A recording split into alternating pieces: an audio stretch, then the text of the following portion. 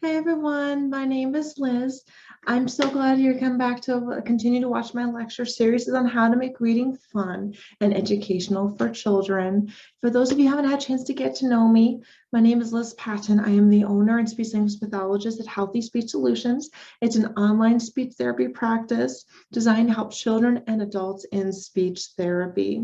I'm so excited you're here. Today we're going to be talking about this book, That's Not My Dolly.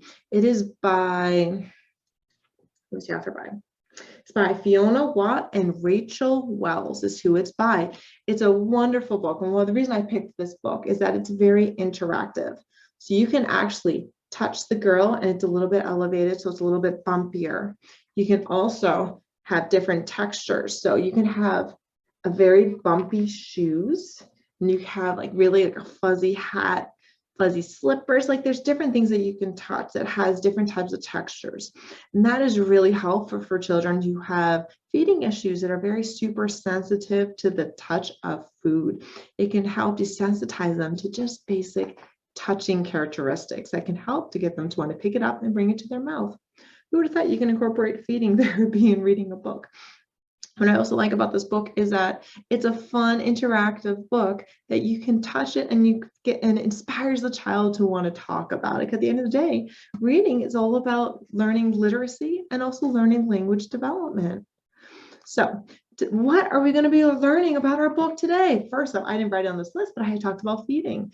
There's different textures, consistencies in the book. So the child gets to touch it, gets to interact with it. That can desensitize them if they're having texture issues and sensory input issues. Like someone's hypersensitive, it may be very difficult for them to touch, say, this fuzzy shirt or these bumpy shoes. It can be very difficult for them to want to touch it because they're just too hypersensitive to them. So you're providing them a fun, stress-free way away from food to get them to touch the food.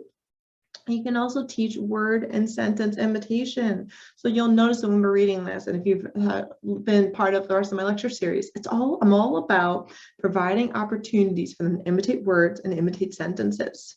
Here we can talk about adjectives, and adjectives is really one of the foundations of language development to creating more complicated sentences. We can talk about the texture of the objects in the book that they're touching and experiencing. Talk about the colors of the objects. We can talk about prepositions. Who would have thought? We could teach about the concept on, concept next to, and where responses. So we can ask them like, where is the, and then maybe we can get them to say where, and that's a little bit more higher level. So you can make a super simple book as easy as hard for language development as you would like. You just have to know to think about it. So we'll get started. So again, this is That's Not My Dolly, and it's by now look again, it's by Fiona Watt and Rachel Wells is who it's by. So that's not my dolly. Her shoes are too bumpy. So that's what the first page is. Very, very simple. So this is an opportunity where we could say, wait, let's feel her shoes. Whoa, is her shoes bumpy? So now we're wanting to touch the bumpy shoes. We're getting her to interact with the shoes. What does the shoes feel like to you? Maybe they'll say bumpy, maybe they'll say rough. And if they don't say anything, you can say, these are bumpy shoes. These shoes are so bumpy. Pause. What are they? Pause. And maybe they'll get to say bumpy because you just gave them the answer a couple times. So now they're just going to repeat bumpy. Now that they know that the word is bumpy, you just taught them a new adjective, bumpy shoes. And now, of course, they're touching it. If they're super hypersensitive to touch, you just got them to touch a new texture, something bumpy, okay? We can even take a look at it. We can say, what color are those shoes? See, we're extending it beyond what's actually written on the page. And if they don't know blue, we could say, okay, well, wait, what is it? Is this blue? Or is this purple? Or is this white? And maybe they'll say blue. Then you could say, where is the mouse? So now we're getting some where questions. Where is the mouse? So maybe we can get them to say next to the girl. So we're teaching the concept prepositions. It's pretty exciting. And the only print that we have on this page is, that's not my dolly. Her shoes are too bumpy. It's kind of cool. You really want to extend it out. You can make a casual conversation and be like, wow, what's in that And they can start talking about objects in the box and go, wow, what? Or you can make an extension question.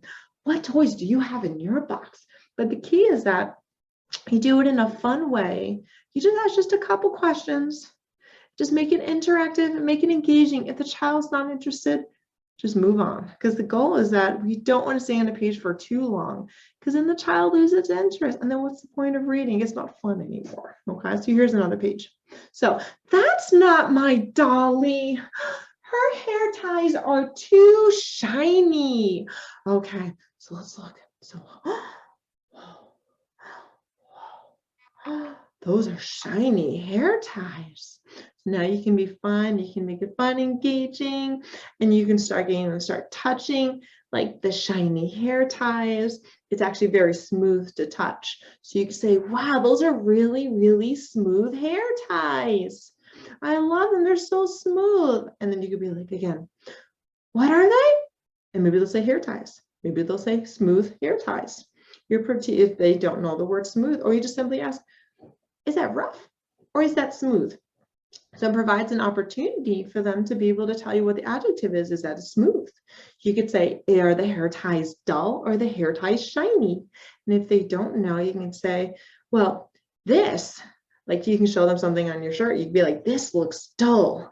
Those hair ties look, and they could stop and they give them a pause. 1 Mississippi, 2 Mississippi, 3 Mississippi. They pause and then they'll say shiny. We could talk about where. Remember, we talked about the concept of asking where questions. Where is the mouse? Where's the mouse? And then the child can say, on top of the head. So now you just asked a where question. It was a little bit complicated to respond. I love it. It's a great answer. We can talk about the color of her hair. We can ask it can say, does she have 1 ponytail or 2 ponytails? 1, 2, 2 what? Ponytails. Oh, I just thought incorporate another grammar rule, plurals. So just looking, sometimes it's almost like simpler the book, the easier it is for teaching language, because you have less stimulation, less extraneous distraction in the book. So sometimes it's almost better for learning language. So here's another example. That's not my dolly. Her hat is too soft. So this is, again, is another opportunity where the child might want to be able to feel the soft hat. Oh, is that hat soft or is that hat hard and rough? So you can ask the question if they don't know, and they'll say soft. Or you just simply say, what does that hat feel like? If they have better language development, they'll just say soft. You don't have to help them. Whoa, that's a cool looking hat. What color is it? And then maybe they'll want to say it's pink. And if they say the wrong answer and they say it's green, you can be like, is that a green hat? Or is that and then give them a choice. Is it an orange hat or a pink hat? So you had a lot of different ways to try to teach colors in an interactive way. So, and then we can say, oh, where's the mouse? And then they could say on top of the arm, or they could say next to the head. So it's a really fun interactive way to teach prepositions from a book that is just so simple. Oh, I love reading. Reading is such a fun way to teach language development. So I want to say thank you, everyone, for coming and watching my lecture series, How to Make Reading Fun and Educational for Children. I really hope everyone's been finding this really helpful and has been taking strategies from my lecture series to try to make fun more engaging and to foster more language development with your children. So if you have any questions, please contact me at healthyspeechsolutions.com or at liz@healthyspeechsolutions.com. You're welcome to email me there. Have a wonderful day and keep an eye out for the rest of my lecture series. Bye.